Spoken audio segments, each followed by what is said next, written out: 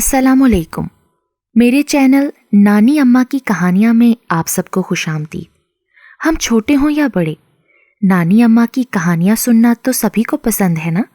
अगर आप भी नानी अम्मा की मीठी मीठी कहानियों से लुत्फ़अंदोज़ होना चाहते हैं तो अभी मेरे चैनल को सब्सक्राइब करें, बेल नोटिफिकेशन को भी ऑन कर दें ताकि आपको मिल सकें वीडियो अपडेट्स। तो आज की नानी अम्मा की कहानी है परी या तोता। बहुत मुद्दत की बात है, किसी शहर में एक गरीब औरत रहती थी। उसका एक ही बेटा था। उसके खाविंद को मरे हुए 12 साल गुजर चुके थे। बेचारी ने मेहनत मजदूरी करके बेटे की परवरिश की, लेकिन ना तो वो पढ़ सका और ना कोई दस्ती काम सीख सका। गरीब बेवा उसे अगर किसी की दुकान पर बिठा देती तो वहाँ चंद रोज बैठकर आवारा लड़कों के साथ इधर उधर भाग निकलता। माँ दिल ही दिल में कुढ़कर रह जाती। सुबह शाम यही सोचती कि अरशद बड़ा होकर क्या करेगा, लेकिन उसे ये ख्याल तसल्ली ना बख्शता। अरशद के बचपन में जो जो उसने उसके बारे में सोचा था, सब बातों पर पानी फिर गया था। वो अल्लाह की बारगाह में हर वक्त दुआ करती कि अरशद नेक और होनहार हो जाए, उसकी आइंदा ज़िंदगी का सहारा बन जाए। माँ की दुआ कबूल होती है तो अल्लाह ने उसकी सुन ली। और वो कैसे, आइए सुनते हैं। एक दिन अरशद जबकि लड़कों के हमरा दरिया के किनारे मछलियों के शिकार के लिए गया हुआ था, वापस लौटते हुए बाजार में आ रहा था। अचानक उसकी नज़र एक शख्स पर पड़ी जिसके हाथ में तोते का पिंजरा था और वो सदा दे रहा था कि खरीद लो, खरीद लो, इस तिलिस्मी तोते को खरीद लो। अरशद उसकी सदा सुनते ही झपट कर उसके करीब पहुंचा और कहने लगा, जनाब, इस तोते की क्या कीमत है? वो अरशद के फटे कपड़ों को देखकर बोला, ये तोता तुम जैसों के लिए नहीं है। अरशद गुस्से में कहने लगा, जनाब, ये आपकी भूल है, हमारे सिवा इस तोते को कोई भी नहीं खरीद सकता। अच्छा, लेकिन तुमसे इसकी कीमत अदा नहीं हो सकेगी। अरे, मैं अपनी जान देकर भी इसे हासिल करूंगा। ये बात है तो सुनो, इस तोते की कीमत जिनों के बादशाह के सर का ताज है। अरशद लापरवाही से बोला, आप उस ताज की पहचान बता दें ताकि मैं उसे हासिल कर सकूं। वो शख्स हंसकर कहने लगा, वो ताज 7 रंग बदलता है और जिसके पास वो ताज हो तमाम जिन्नात उसके ताबे हो जाते हैं। अरशद कहने लगा, अच्छा ये बता दो, जिनों का बादशाह कौन से मुल्क में रहता है? कोकाफ में। वो शख्स बोला। अरशद कहने लगा, उस ताज को तुमने कहाँ और कब देखा है, और तोते की कीमत जिनों के सर का ताज किस लिए मुकर्रर की है? वो शख्स कहने लगा, मैंने वो ताज नहीं देखा, ये कीमत तोते ने अपने लिए खुद मुकर्रर की है। तोते ने इतनी बड़ी कीमत क्यों बताई? अरशद हैरान होकर पूछने लगा, ये राज मैं नहीं जानता। चलो ठीक है, पर इस तोते को आपने कहाँ से हासिल किया? अरे, मैं शिकारी हूँ। एक दिन जंगल में शिकार खेल रहा था कि ये मेरे जाल में आ फंसा। जब मैंने इसे फरोख्त करना चाहा तो इसने मुझे इस कीमत पर मजबूर कर दिया। मैं इसे शहर शहर लिए फिरा, लेकिन आज तक किसी ने भी खरीदने की जुर्रत नहीं की। आज पहला दिन है जो तुमने खरीदने का वादा किया है। इससे ज्यादा मैं तोते के मुतल्लिक कुछ नहीं जानता। अरशद ने तमाम वाक़या सुनकर शिकारी से बड़ी नरमी से इल्तिजा की कि वो तोता इसे दे दे। शिकारी ने यह समझते हुए कि ना कोई ताज ला सकेगा और ना मैं इसे फरोख्त कर सकूंगा, मुफ्त की तकलीफ किस लिए उठाता फिरूं, उसने तोता अरशद के हवाले कर दिया। अरशद तोता लेकर अपने घर आ गया। रात के 12 बज चुके थे। अरशद चारपाई पर लेटे हुए तोते के मुतल्लिक सोच रहा था कि इतने में उसने तोते को ये कहते हुए सुना, अरशद, तुम बहुत भोले हो। तुम नहीं जानते मैंने तुम्हारी खातिर अपने आप को इस कैद में क्यों डाला। अल्लाह के लिए उठो और जिनों के बादशाह के सर का ताज हासिल करो। मैं तुम्हारी रहबरी करूंगा। अरशद तोते की गुफ्तगू सुनकर फौरन उठ बैठा और तोते के करीब जाकर कहने लगा, मेरे अच्छे मियाँ मिट्ठू, बता तू क्या चाहता है? मैं सिर्फ ये चाहता हूँ कि तुम कोकाफ चलो और जिनों के बादशाह का ताज हासिल करो। अरे, वो किस लिए और क्यों? तोता कहने लगा, क्योंकि ये एक अजीबो गरीब राज है। जब तुम ताज हासिल कर लोगे तो ये राज तुम्हें खुद ब खुद मालूम हो जाएगा। अरशद, अल्लाह के लिए देर ना करो और सुबह होते ही मुझे पिंजरे से आज़ाद करके मशरिक की तरफ आगे बढ़ते चलो। अल्लाह मददगार है। میں تمہیں ہر آنے والی مصیبت سے بچاتا رہوں گا۔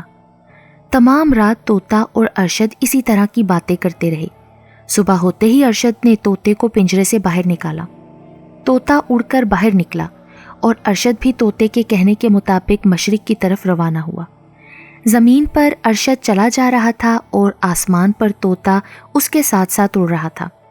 تمام دن میں ارشد نے کئی کوس کا فاصلہ طے کر لیا۔ شام کے نزدیک ایک درخت کے نیچے سستانے کے لیے بیٹھ گیا۔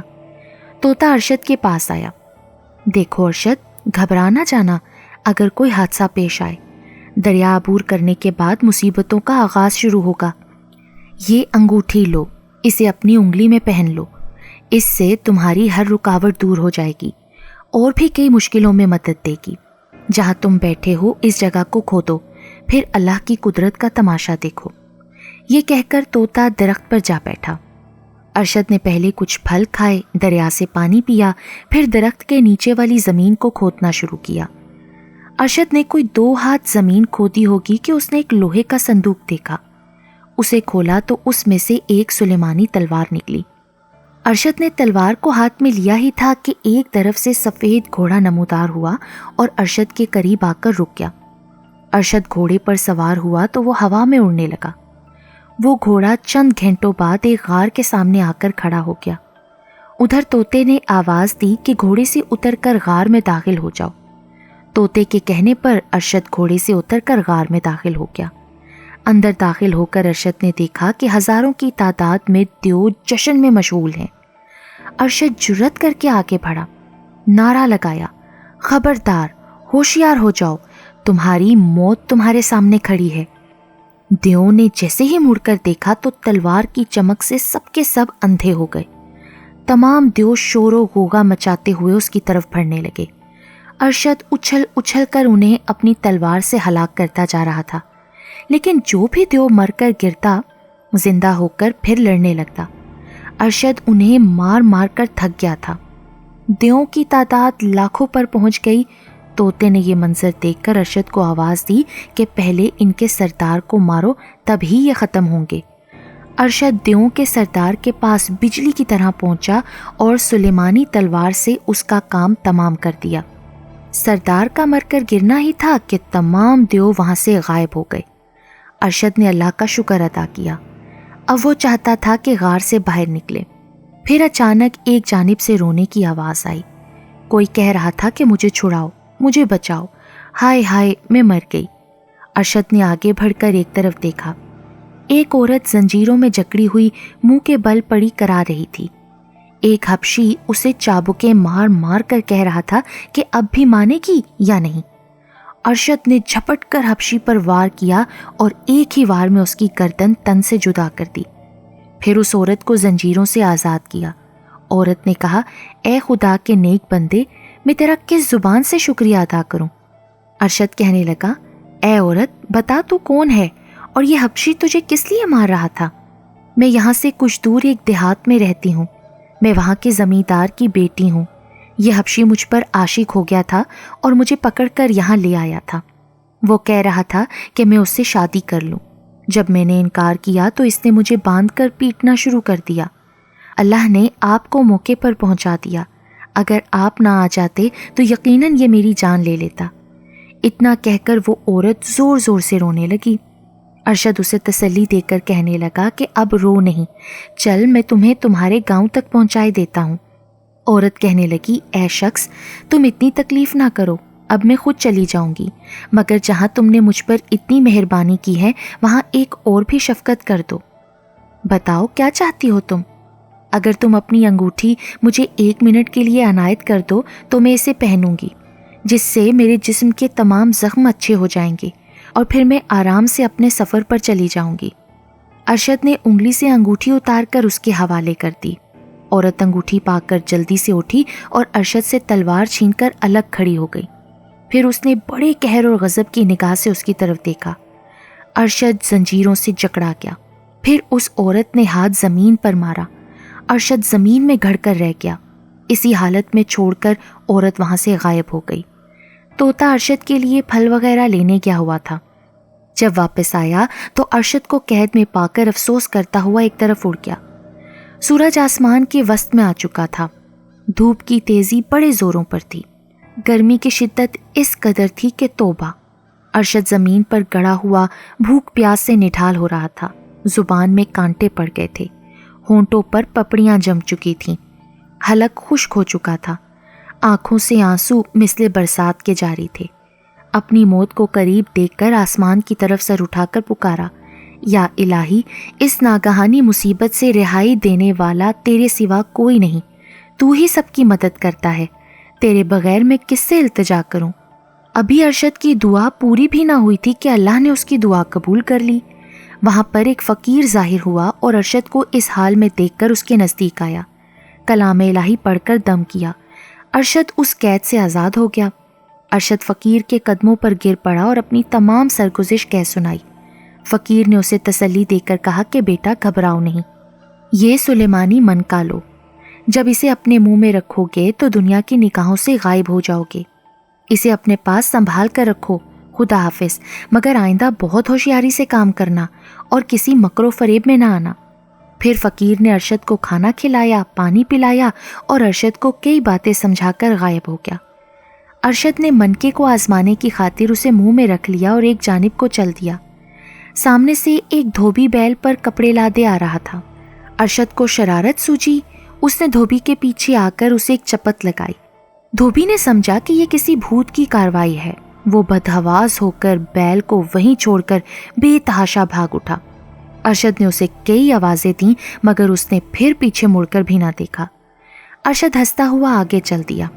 दूर पहुंचकर क्या देखता है कि एक बड़े से मंदिर के अंदर बाहर चारों तरफ लोग ही लोग जमा हैं।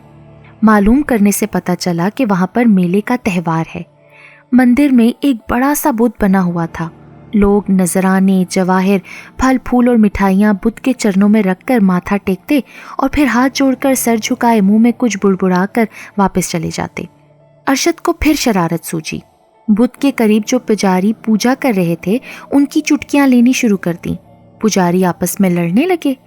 अरशद ने हर एक के पास जा जाकर किसी को लात मारी, किसी को मुक्का रसीद किया, किसी की चुटकी ले ली। औरतों ने आपस में बालों को खींचना शुरू कर दिया। तमाम मेले में कोहराम मच गया। वहां एक बहुत बड़ा खैमा नस्ब था। उसमें से वही औरत बरामद हुई जिसने अरशद को कैद कर दिया था।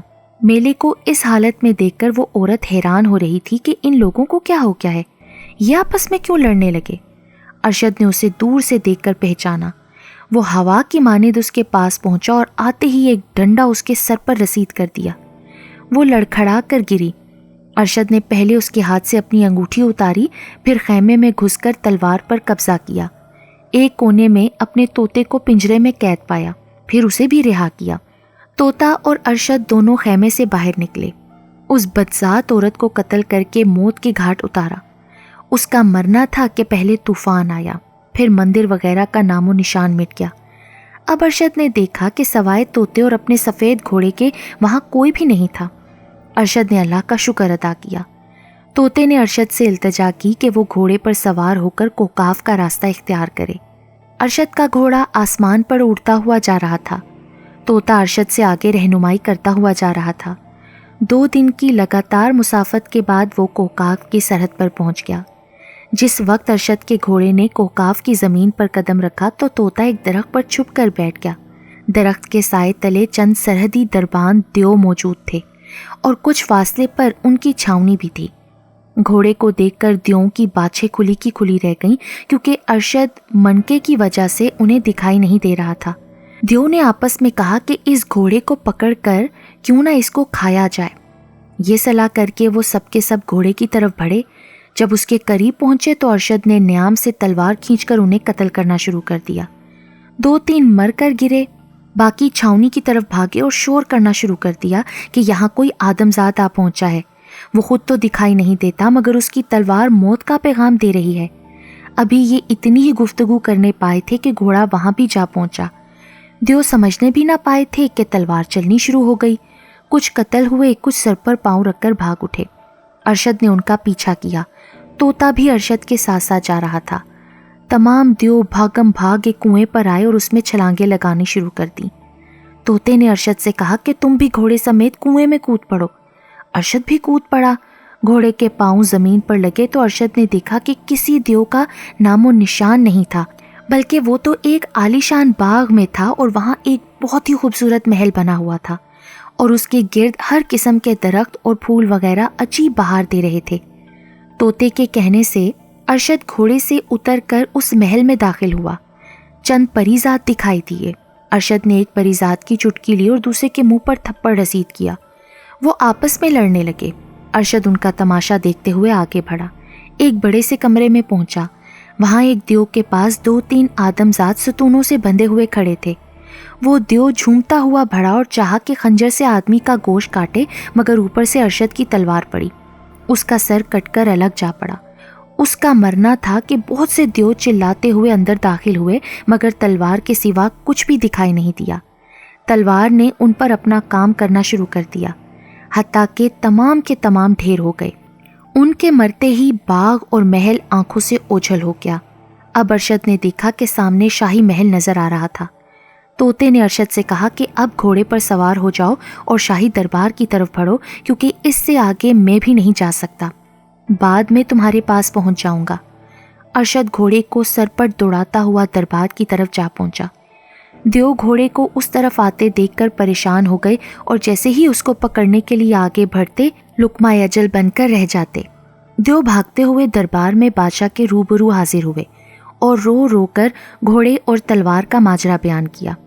जिन्नात का बादशाह ये वाकया सुनकर बहुत परेशान हुआ और दरबारियों को हुक्म दिया कि जाओ, जल्दी से उस घोड़े को पकड़कर मेरे सामने पेश करो। बादशाह के मुंह से ये अल्फाज निकले ही थे कि घोड़ा खुद दरबार में आ गया। अरशद ने आवाज़ दी कि ओ मगरूर बादशाह, अगर तुम अपनी ज़िंदगी चाहते हो तो सर का ताज उतार कर मेरे हवाले कर दो, वरना ये तलवार होगी या तेरी गर्दन। बादशाह ने जवाब दिया, ओ अजूबे, तुम कौन हो? यहाँ किस लिए आए हो और किसके सामने बेअदबाना गुफ्तगू कर रहे हो? यहाँ से चले जाओ, वरना मारे जाओगे। और छुपकर क्या लड़ते हो? अगर मर्द हो तो जाहिर हो। ये सुनकर अरशद ने मनके को अपने मुंह से निकाला और तलवार खींचकर बादशाह की तरफ बढ़ा दी। बादशाह ने जिनों को हुक्म दिया कि इसे पकड़ लो, ये जाने ना पाए।